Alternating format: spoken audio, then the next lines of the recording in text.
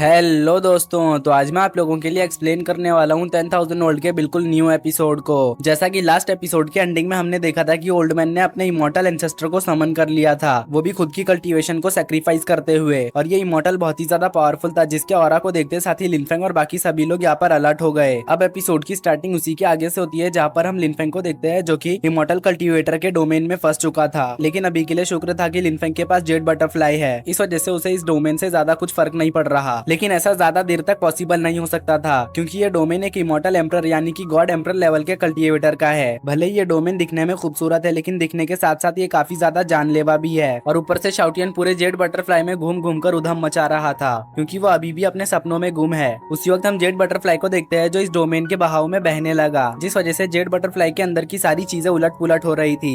जो देख के थंडर ड्रैगन कह रहे थे कि लिनफेंग अब हम इसे ज्यादा देर तक होल्ड नहीं कर पाएंगे, तुम्हें जल्दी से यहाँ पे अपने फादर को समन करना होगा, क्योंकि अब तुम्हारे फादर ही है जो हमें इस मुसीबत से निकाल सकते हैं। तो पेंगजू का पपेट भी कहता है हाँ, थंडर ड्रैगन बिल्कुल सही कह रहे हैं, तुम्हें यहाँ पे अब अपने फादर को समन कर लेना चाहिए। तो लिनफेंग कहने लगता है मैं ऐसा नहीं कर सकता, क्योंकि मुझे नहीं पता कि फादर किस पावरफुल वॉरियर के साथ फाइट कर रहे हैं। अगर हम उन्हें डिस्टर्ब कर देंगे तो फिर ये उनके लिए बिल्कुल भी ठीक नहीं होगा, क्या पता वो फाइट हार जाए। तो इसलिए मैं तो बिल्कुल भी रिस्क नहीं लेने वाला, अब आगे जो भी करना होगा वो हमें खुद ही करना होगा। तो थंडर ड्रैगन कहते हैं देखो, यहाँ पे तुम्हें ज्यादा स्मार्ट बनने की जरूरत नहीं, मैं जानता हूँ तुम पावरफुल हो, मगर अभी के लिए जो तुम्हारा अपोनेंट है वो एक इमोर्टल एम्परर है। भले ही अभी के लिए वो इमोर्टल एम्परर लेवल की पूरी पावर यूज नहीं कर सकता, मगर अभी भी उसके पास इतनी ताकत है कि वो किसी भी हाई लेवल गॉड किंग को आराम से खत्म कर सकता है। जो सुनके लिनफेंग फौरन से प्रिंसेस वू के पास जाकर सन एंड मून वेपन को आपस में मर्ज करने लगा। साथ ही वो प्रिंसेस वू से कहने लगा कि अब हमें यहाँ पर अपना पूरा ऑल आउट देना होगा, क्योंकि अगर हम ऐसा नहीं करेंगे तो हम यहाँ पे मारे जाएंगे। जो सुनके प्रिंसेस वू भी यहाँ पर अपनी पूरी ताकत का यूज करते हुए सन मून वेपन को मर्ज करने लगी। अब कुछ ही देर के प्रोसेस में ये दोनों वेपन्स मर्ज हो गए। उसी वक्त फेरी शाओबई भी आकर इन दोनों को सपोर्ट करने लगी। वो कहने लगी यहाँ से बाहर निकलने में मैं तुम दोनों की मदद करूंगी। अब एक्स्ट्रा पावर मिल जाने की वजह से इन दोनों का level early stage of God king level के वॉरियर जितनी हो चुकी। अब लिनफेंग और princess Wu sun moon weapon का यूज करते हुए इस डोमेन के अंदर एक छोटा सा स्पेस टाइम पोर्टल ओपन कर चुके।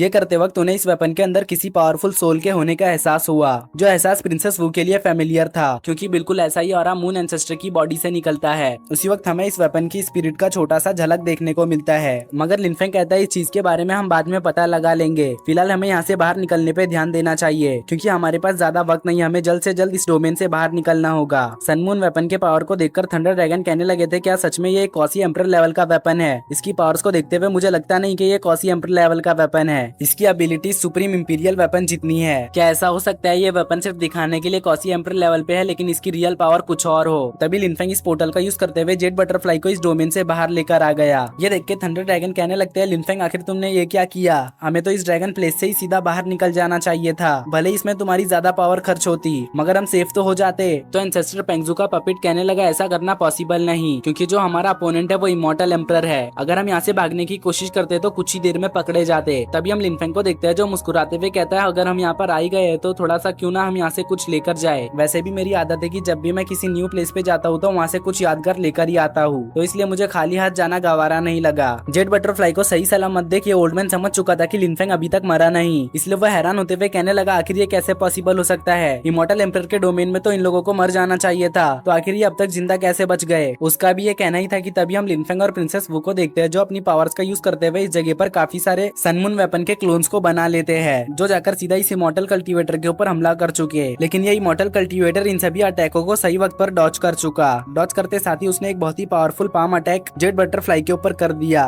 मगर लिनफेंग और princess Wu sun moon weapon का यूज करते हुए उसे डिफेंड करने लगे। मगर ये इमोर्टल एम्परर कहता है जल्दी से मुझे ये जेड बटरफ्लाई और ड्रैगन ओरिजिन की पावर मेरे हवाले कर दो, क्योंकि मैं इसका यूज करते हुए खुद की पावर्स को रिकवर करूंगा। अगर तुम ऐसा नहीं करते हो तो फिर तुम सभी यहाँ पर ब्रूटली मारे जाओगे। जो कहते साथ ही उसने अपने पाम के पावर को और भी ज्यादा बढ़ा दिया, जिस वजह से सन मून वेपन सेपरेट हो गया। ये देख के लिनफेंग कहने लगा था हमारी पावर्स इतनी ज्यादा बढ़ चुकी है, मगर फिर भी हम एक ऐसे इमोर्टल एम्परर से फाइट नहीं कर पा रहे जो कि खुद की पूरी पावर यूज भी नहीं कर सकता। सन मून वेपन के सेपरेट होते ही इसके अंदर की वेपन स्पिरिट जाग उठी, और वो जागते साथ ही सबसे पहले तो अपने सराउंडिंग के टाइम को फ्रीज करती है, जिस वजह से लिनफेंग के समेत ये इमोर्टल एम्परर भी यहाँ पर फ्रीज हो गया। तभी ये वेपन स्पिरिट जाकर लिनफेंग को घूरने लगी। अब जैसे ही उसको लिनफेंग का घूर के हो जाता है तो वो फौरन से इमोर्टल कल्टीवेटर के पास आ गई, जहाँ पर आने के बाद इसने अपने पावर का यूज करते हुए इस इमोर्टल कल्टीवेटर को एक फर्नेस में कैद कर लिया। जो देख के ओल्डमैन बहुत ही ज्यादा हैरान हो जाता है। वो कहने लगता है आखिर ये कैसे पॉसिबल हो सकता है? भला कोई मेरे इमोर्टल एंसेस्टर को इस तरह से इतनी आसानी से कैसे खत्म कर सकता है? कहीं ऐसा तो नहीं कि ये लेडी कोई सुप्रीम इमोर्टल एम्परर है? इस ओल्डमैन की बात सुन के वेपन स्पिरिट कहने लगी, मैं सनमून वेपन की वेपन स्पिरिट हूँ। वैसे मेरा नाम तो मिंग है, लेकिन मैं खुद को ये हुआ बुलाती हूँ। ये कहते साथ ही उसने टाइम को अनफ्रीज करते हुए लिनफेंग को जेट बटरफ्लाई से बाहर बुला लिया। बाहर आते साथ ही लिनफेंग इस वेपन स्पिरिट को देखने लगा। जब लिनफेंग इस वेपन स्पिरिट को देखता है तो वो बहुत ही ज्यादा सस्पिशियस होकर इसे देख रहा था। साथ ही वो कह रहा था कि अब समझ आया कि आखिर इसका ऑरा मून एंसेस्टर की तरह क्यों लग रहा है। तभी वेपन स्पिरिट लिनफेंग से कहने लगी, तुम्हारे पास एम्परर ब्लड लाइन है, जो कि सच में काफी ज्यादा इंटरेस्टिंग है, मगर जो तुम्हारा पेट है वो बहुत ही ज्यादा अजीब है। तो लिनफेंग शाओटियन को डिफेंड करते हुए कहता है, सीनियर ऐसा नहीं है, उसे पॉइजन दिया गया है, इस वजह से वो इस तरह की हरकत कर रहा है। जो सुन के वेपन स्पिरिट कहती है, चलो ठीक है, तो फिर अब मैं वापस जा रही हूँ, लेकिन इस बात को ध्यान रखना, जब तक मैं पूरी तरह से रिकवर ना हो जाऊँ तब तक तुम मुझे समन मत करना,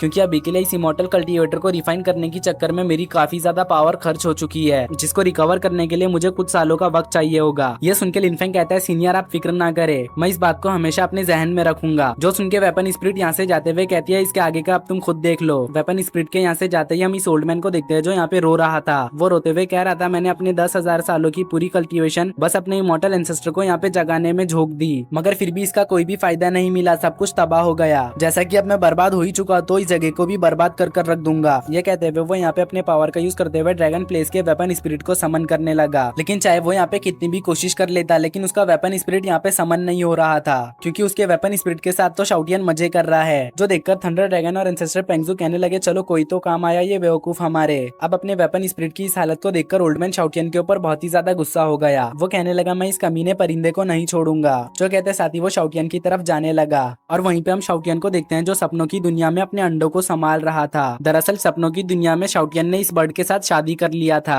शाओटियन अभी अपने अंडों को संभाल ही रहा था कि तभी हम इस ओल्डमैन को देखते हो जो शाओटियन के पास चिल्लाते हुए आ गया। वो शाओटियन से कह रहा था, कमीने आज मैं तुझे जिंदा नहीं छोड़ूंगा। अभी ओल्डमैन को अपने सपनों की दुनिया में देखने के बाद शाओटियन को लग रहा था कि वो इसके अंडे चोरी करने आया है। अब शाओटियन इमॉर्टल फर्नेस को समन करते हुए कहता है, ओल्डमैन यहाँ से चले जाओ, वरना मैं तुम्हें चलने लायक नहीं छोड़ूंगा। जो सुन के ये ओल्डमैन सीधा शाओटियन के ऊपर हमला कर देता है, जिसको ब्लॉक करने के लिए शाओटियन इमॉर्टल फर्नेस का यूज कर रहा था, मगर अचानक में इमॉर्टल फर्नेस गायब हो गया, जिस वजह से ओल्डमैन का अटैक जाकर सीधा शाओटियन से हिट हो गया, और ओल्डमैन जाकर सीधा शाओटियन के गले को दबोच लेता है, जिस वजह से अब शाओटियन सपनों की दुनिया से बाहर आ गया। अब वो लिनफेंग से मदद मांगते हुए कहता है, मास्टर मेरी जान बचा लो, वरना ये ओल्डमैन तो मुझे खत्म ही कर देगा। जो सुनते साथ ही लिनफेंग ने एक अटैक करते हुए इस ओल्डमैन को खत्म कर दिया, जिस वजह से अब शाओटियन की जान बच जाती है। तभी थंडर ड्रैगन प्लेस के एनर्जी को एब्जॉर्ब करने लगे, क्योंकि यहाँ पे ड्रैगन एनर्जी मौजूद थी। जो देखने के बाद लिनफेंग और प्रिंसेस वू भी इस जगह के एनर्जी को एब्जॉर्ब करने लगते हैं। साथ ही साथ एंसेस्टर पेंगजू की पपिट भी यहाँ की एनर्जी को एब्जॉर्ब करने लगी, जिस वजह से उसका पूरा हुलिया ही चेंज हो गया। उसी वक्त शाओटियन कहने लगा, एंसेस्टर आपकी पपिट तो बहुत ही ज्यादा माइटी और स्ट्रॉन्ग है। जो सुनने के बाद तो एंसेस्टर पेंगजू की पपिट शाओटियन को घूर के देखने लगी, जिसके बाद वो यहाँ से तुरंत ही लिनफेंग के सोल सी में चली जाती है। तभी शाओटियन को अपना कुलड्रोन दिखाई दिया, जिसको देखते साथ ही शाओटियन बहुत ही ज्यादा खुश हो जाता है और कहने लगता है, अच्छा तो तुम एंसेस्टर के पास थे, इस वजह से मैं तुम्हें ढूंढ नहीं पा रहा था, तो चलो अब फौरन से मेरे पास आ जाओ, क्योंकि तुम्हारा इस तरह से बाहर रहना ठीक नहीं होगा। उसका भी ये कहना ही था कि तभी ये इमॉर्टल फर्नेस सीधा शाओटियन को अपने अंदर कैद कर लेता है, वो भी पूरे 7 दिनों के लिए। दरअसल शाओटियन की हरकतों की वजह से वो उसे पनिश कर रहा था। जैसे ही 7 दिन पूरे हो गए, उसने शाओटियन को बाहर फेंक दिया। साथ ही साथ वो कहने लगा, तुम तो एक नंबर के यूजलेस हो, पूरे 7 दिन फोर्सफुली कड़ी ट्रेनिंग करने के बाद भी तुम सिर्फ हेवनली गॉड जिलम तक ही रीच कर पाए। वहीं पे हम शाओटियन को देखते हैं जिसकी हालत बहुत ही ज्यादा खराब थी। तभी सीन शिफ्ट होकर लिनफेंग के ऊपर आया, जिसने अपने डिमोनिक बॉडी को कल्टीवेट करवा के हेवनली गॉड जिलम के 9th लेवल तक पहुंचा दिया था। वहीं पे उसकी मेन बॉडी भी हेवनली गॉड जिलम के 5th लेवल को रीच कर चुकी थी। उसी वक्त हम थंडर ड्रैगन को देखते हैं जो लिनफेंग से कहते हैं कि इस जगह का अब कोई भी ओनर नहीं, इस वजह से तुम फौरन से इस जगह को रिफाइन करते हुए इसे अपना बना लो। जो सुनते साथ ही लिनफेंग बिल्कुल ऐसा ही करता है, वो लिनफेंग को अपना मास्टर मानने से इनकार कर रहा था। ये देख के थंडर ड्रैगन उसे डराते हुए कहते हैं, अगर एक मर्तबा और तुमने रेजिस्ट किया तो मैं तुम पर शाओटियन को छोड़ दूंगा। जो सुन के शाओटियन थंडर ड्रैगन से कहता है, सीनियर आखिर आप ये क्या कह रहे हो, मुझे तो कुछ समझ ही नहीं आ रहा, भला आप इस वेपन स्पिरिट के ऊपर मुझे क्यों छोड़ोगे।